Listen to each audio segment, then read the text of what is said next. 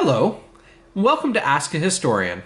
I'm Matthew Wilkinson, historian with Heritage Mississauga, and each week we invite you to send in your questions and we will explore the history of the city of Mississauga together.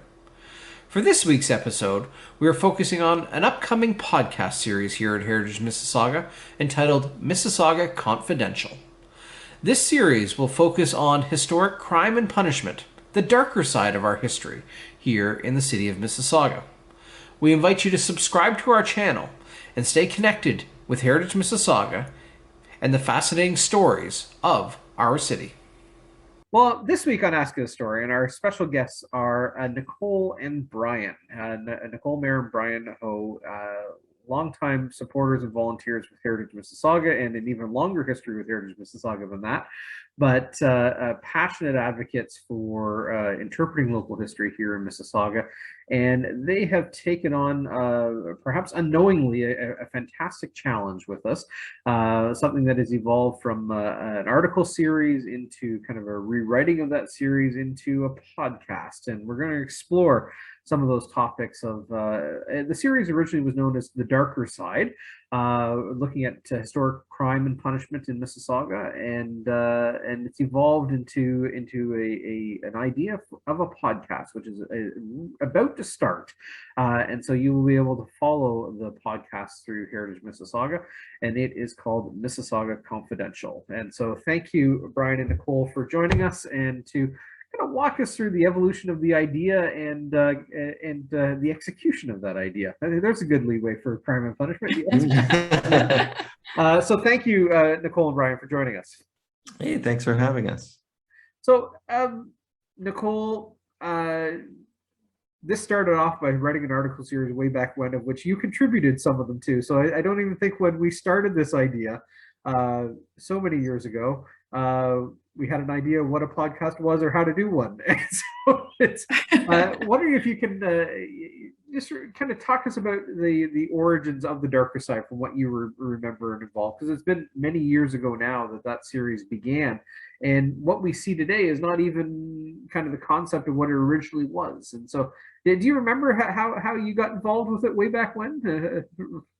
Well, actually, I was thinking about this earlier. I started writing it while I was a summer student at Heritage. I think I wrote the first or second article in the series. Sure, yeah. Which was it was a long time ago. I was going to say, I think it was 2006, if I'm not mistaken. It might have been 2007, but it was in the Heritage News, our quarterly newsletter that we started to publish. And I think you're right. You either wrote the first or second one, and we had a number of authors over time as well. Now, we had an idea, you had an idea, I think, or somebody had an idea, of rewriting them into we took the articles that were in the newsletter and researched and written from kind of a history factual perspective, and turning the narrative a little bit into kind of a Pulp Fiction-esque dime store novel narrative, to kind of change and modernize the concept into a book, and we will get to the book eventually as well. But you took that on several years ago now, and so can you walk us through kind of that conversion into this new idea of how that process took place? I actually think this part was a team effort. Fair because enough. You suggested that I take it on. It was about 5 years ago. And I was just going through all the articles and realizing that they all had really different voices. A lot of the authors came at them from very different perspectives. And for a book, it wasn't necessarily going to be cohesive. So I was talking about it at home with Bryan, and he said, well, what if it was like a detective who is reliving all these cases? And I mean, it was mainly his idea, I guess.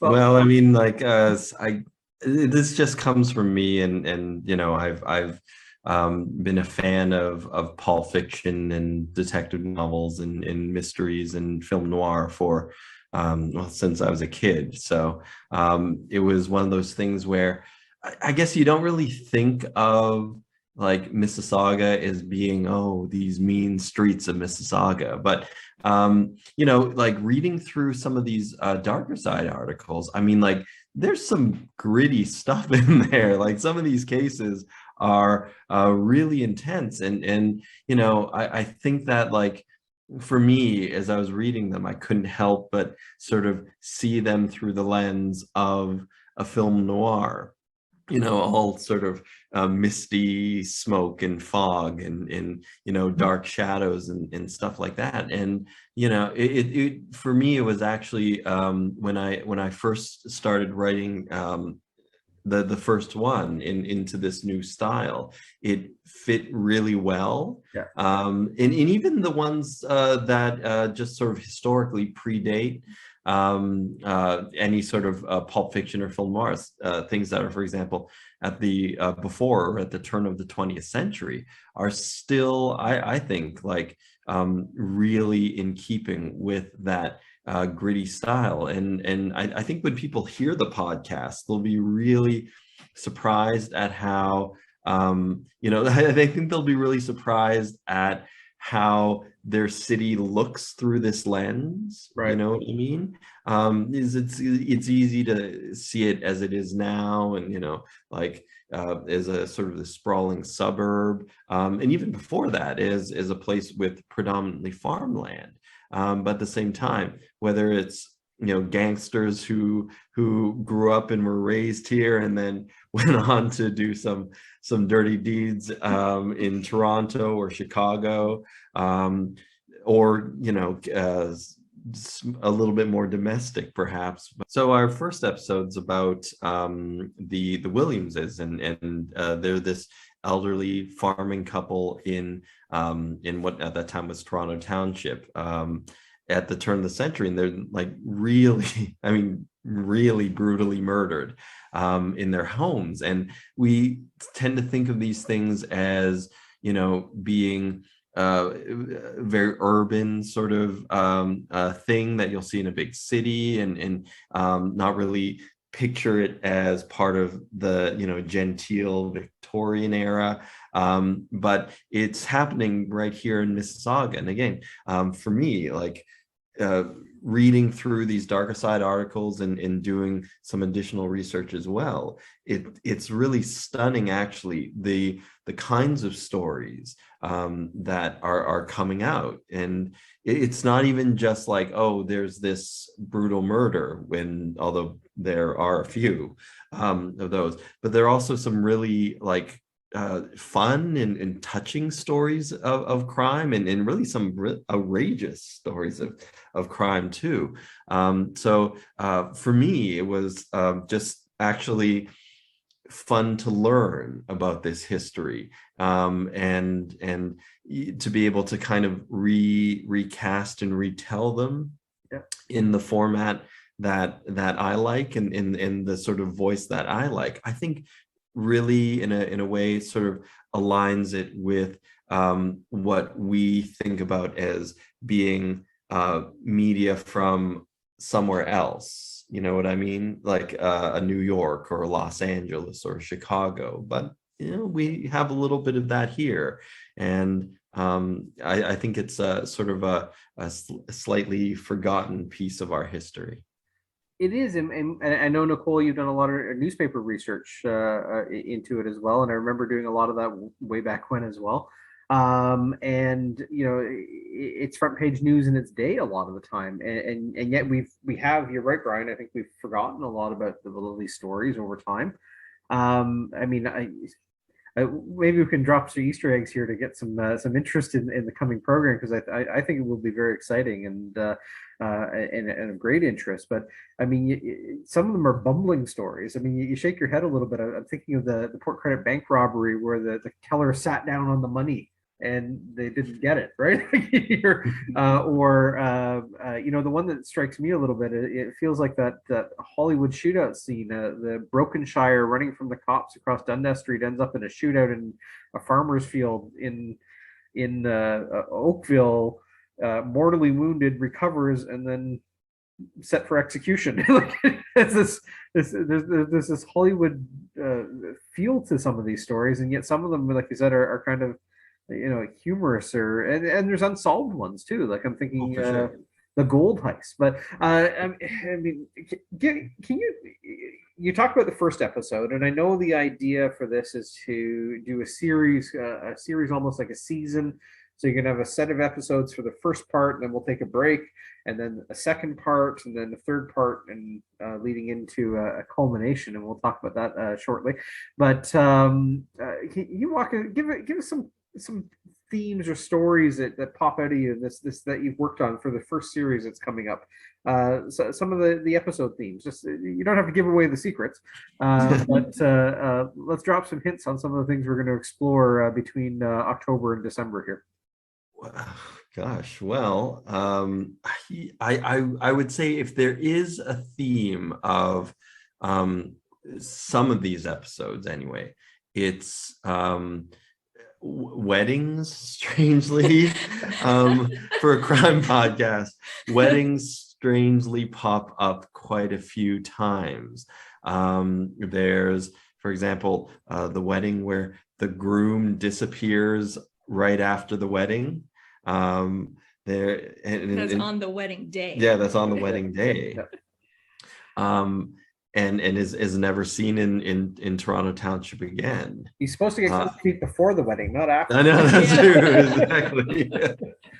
And that was at Cherry Hill House, which is one of the most well-known historic buildings in Mississauga. So I think that one's a really good example of like, here's a setting that everybody knows, and you know, some people might know it, for example, as being a very haunted house, a well-known haunted house, but some people might not know that this very strange disappearance happened as well. There's this couple from Toronto Township robbed a bank on their wedding day. So on their way to the altar, they decided to rob a bank, and presents are the ones you give yourself, perhaps. Exactly. Well, I don't think they would have been able to afford it otherwise. So I mean, it's kind of your only option, right? So you know that's something that pops up. The idea of loneliness and isolation comes up a few times too, because you know, at this time Toronto Township is mostly farmland, and you have these, you know, really isolated farmhouses, and in some cases couples or individuals living alone, and they're easily sort of preyed upon by these dark forces, I guess you could say, you know, these people coming in and just sort of taking advantage of them in some cases victimizing them.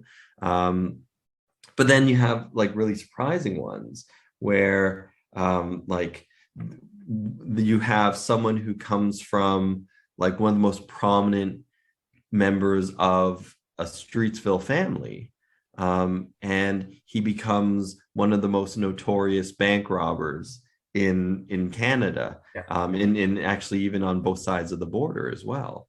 So a real hometown boy, I guess. Hometown boy makes bad. Sorry, but not just on that story though. What I've always stricken by with the story for it's Frank Rutledge of Streetsville is not only the criminal career, as you alluded to, but also the first attempt to break free from custody was something right out of a, you know, what was it, a revolver tossed into a carriage, and you know, you had accomplices from the outside. You had, you know, it was astounding. I mean, this is this is Chicago mafia kind of stuff that's going on, and it's, you know, it's right here, you know, based in Streetsville. The breakout takes place in Toronto, of course, but it's a local boy. For sure. You kind of you don't feel like you live in that world where we are even today. We don't feel that way sometimes, I think, and yet this happened. Did anything jump out at you as let's again focus on the first season that you're going to do? Which how many episodes of the podcast in the first season? We've got 6 episodes ready to go, and they'll go from October all the way up to Christmas. So And yeah, the first episode airing October 18th. yeah. So you're anything that surprised you that jumped out at you? I know you've seen these stories before, but kind of think back to the first time that you read some of these and you went, "Wow, that happened here." You know, or perhaps they all did. I don't know. But I think to some extent they all did. Going back to the story of the couple that got married and robbed a bank on the same day, I was really shocked while researching that they had sort of done a really elaborate worldwide chase. So they disappeared from Toronto. They went to New York City. The American police started following them. They're traveling all through America and end up in Jamaica, which feels for, I think, 1905. Yeah, 1905. Really almost inconceivable in some ways. How did they get that far? And the police were tailing them the whole time. And I mean, that really put Mississauga into the world in a way. I mean, I wasn't ever thinking about it so much like that. When you're looking at pioneer families and genealogy, it feels very small and close to where you are. And then this made it international.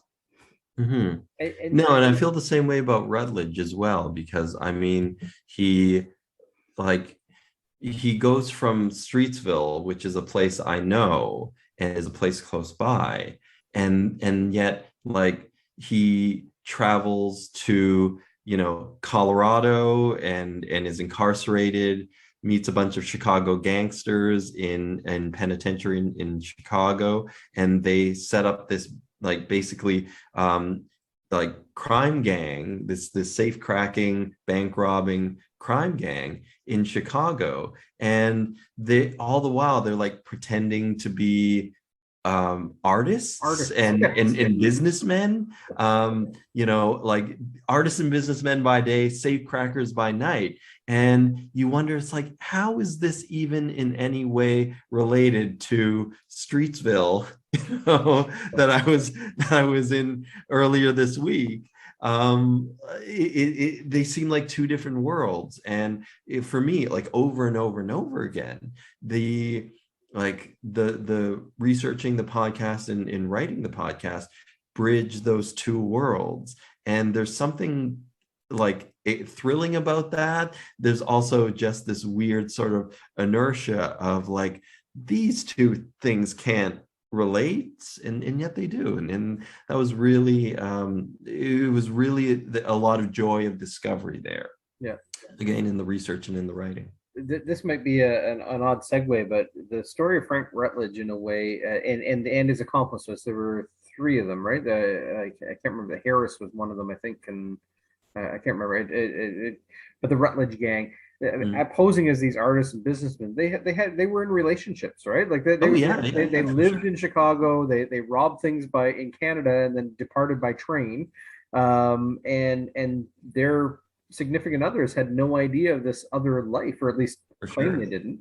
I'm reminded of the movie Heat, if you remember the Al Pacino and Robert De Niro movie of this other life that these criminal people led, and managed to elude authorities for a number of years that were intent on capturing them. And again, they lived freely for a significant amount of time to conduct their criminal enterprises. It's not like they were fly by night. They were around for years before they were apprehended, I guess, permanently. You're right. It doesn't feel like this place, and yet you hear these stories and you're just, wow, this is astounding. The one you were talking about, the Bandwells and the bank robbery, I mean, they weren't laying low. They were spending money as they went. Oh, yeah. Sure. Yeah, no, and yet they still managed to stay in front of the police. No, it's true. Yeah. But what's interesting too, again, for me, as someone who's been reading a lot of crime fiction, all my life, and things like listening to old detective radio shows and watching film noir, is that it with the Bandwells, for example, they're on the run from the law in Canada, but they're sort of racing through the United States. They're trying to get to like South America, free from Canadian extradition laws. And like this is kind of a thing where they're taking trains here and there. It's not like they're hopping planes. Like, so this chase is happening over the course of weeks, right? Yeah. And what for me was really, really fun about like these stories was for the Bandwells, for example, they're being chased by the Pinkerton Detective Agency. And it's like, this is the same detective agency that Dashiell Hammett worked for, right? And one even thinks it's like, gosh, what was Dashiell Hammett doing at this time? Like just off the top of my head, he was probably too young. But no, actually, maybe not. You never know. It's like it really is intertwined in this really sort of evocative world of these stories touch these organizations and these figures that you read about before, or from movies or other media. Like this is sort of looking ahead to actually no, it's one of the other episodes too in the first season, which is the Stefan Svierda story, a little bit more, actually a lot more tragic. But we're able to in a very natural way, because these are historical figures who were there, but like the very first public executioner, like paid executioner by the government of Canada, is present for the execution of Stephen Svierda. And like this figure, what's his name? How about we leave that as a mystery? They'll have to check out the podcast. Okay. But it's like this is he's such a tragic figure. He's such a tragic figure in his own right, because he's hated throughout Canada. Like he goes into a community and people like they move away. They go to another and stay in another place the days while the execution is happening. But in some cases, like he's physically assaulted because like people just don't want him around. Like he's doing a very unpleasant job. And he's also witnessing some of the most sort of, terrible impulses of people. Like, there's this execution in Quebec City where like a mob storms the jail so they can, look at the execution happening, because it would otherwise happen behind a screen.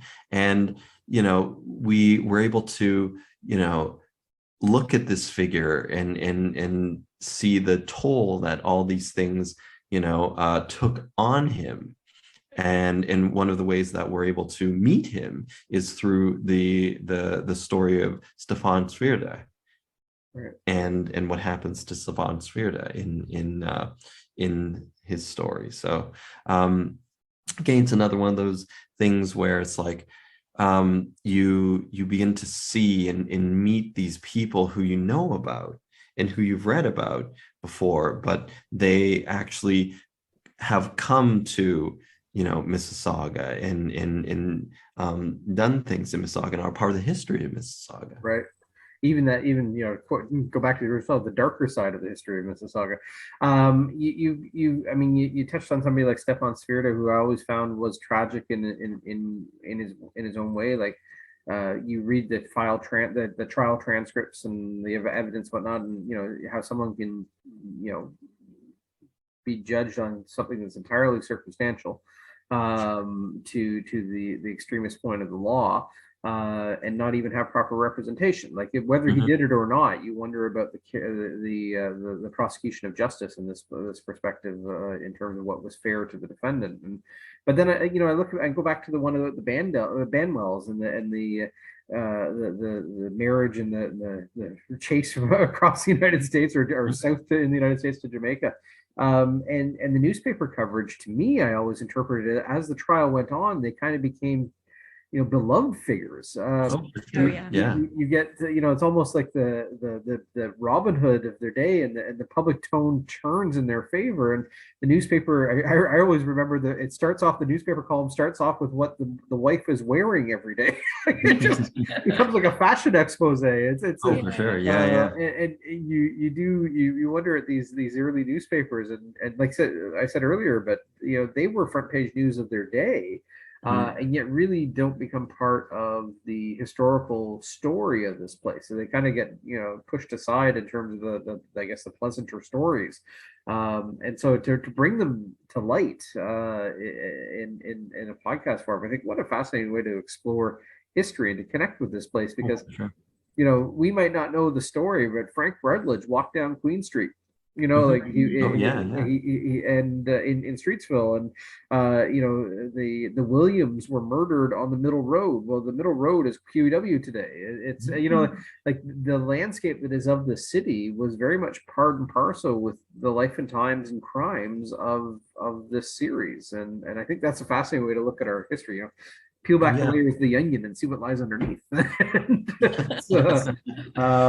But so the concept behind the series is breaking it into kind of 3 seasons, if you will, which will run through starting this 2021 October to December, and then the other 2 in 2022, culminating next fall in a book, which will be a collection of the stories written and rewritten as the original Darker Side series, but in kind of, I keep using the word dime store novel, but crime fiction.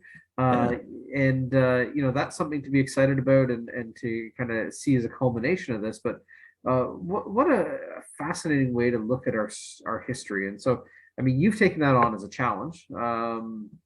And as much as I've seen what you've done, I look forward to seeing it done as well. And I, as a fan, I'm going to watch these series as well. And so really look forward to it. I'm sure you look forward to seeing it out there too, and hearing what people say about it and how they explore our history. So any other kind of maybe end on some cliffhangers for us maybe, we have a Christmas Day story that we'll connect on, and which will air right about Christmas time, and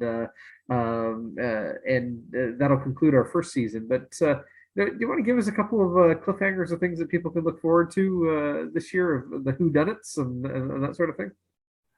Well, I think people will be pleasantly surprised by the first the first episode. And it's the reason why we chose it as the first episode, because it really is such a well-documented sort of crime at the time, because it was so shocking. But the investigation itself was also very well documented. So you have a lot of these suspects that are sort of intertwined in it, and like an Agatha Christie could not think of better suspects for the murders of these of this elderly couple.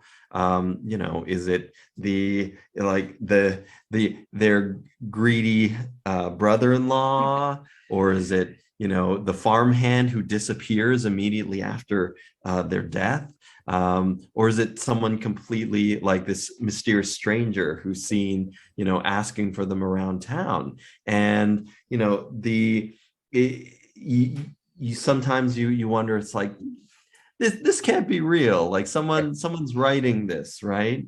And it's completely real. We're just retelling it, So I think the first episode is the one that kind of sets the tone of this is fact. Yeah. but we can tell it in a way that sounds like fiction because the details read like fiction. They do. Yeah.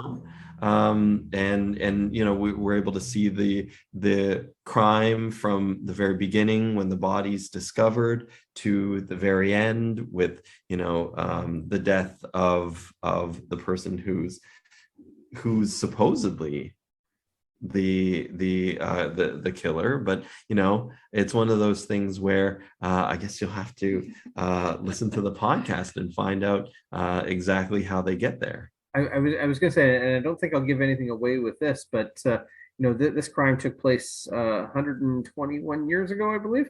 And math isn't solid enough for me, but somewhere in that neighborhood, 120 some odd years ago. No, yeah. We have a murder, an arrest, a trial. It feels like a bookended case, and yet we know in the aftermath there is still mystery. And right up to the present day, there are unknowns. And I think that's a fascinating part of that story. And what a great way to start it off is let's explore this story and shake your head at some of these narratives that come out and realize this really did happen. Yeah. Again, sometimes some of the stories have some humor therein, but in some cases they really are an examination of kind of the darker side of human nature and the crimes committed therein and the exploration and prosecution of those crimes, and in some cases unsolved, for sure, or in the Svierda case solved but maybe not right. So but that'll be the exploration of the series. I really look forward to it, and I thank you so much for the time, the effort, the commitment, the passion, the years of toil to create this. And again, much like anyone, I'm looking forward to seeing it air and exploring it with you. And so thank you for doing this, and thank you for joining us here at Ask a Historian. Thank you for spending some time with us here at Heritage Mississauga. And I hope you're looking forward to, like I am, the upcoming podcast series entitled Mississauga Confidential. You'll probably not look at the stories and the history of the city of Mississauga quite the same way again. So again, please subscribe to our channel and send in your questions to info@heritagemississauga.org, and we will continue to explore different chapters of our history together here at Ask a Historian.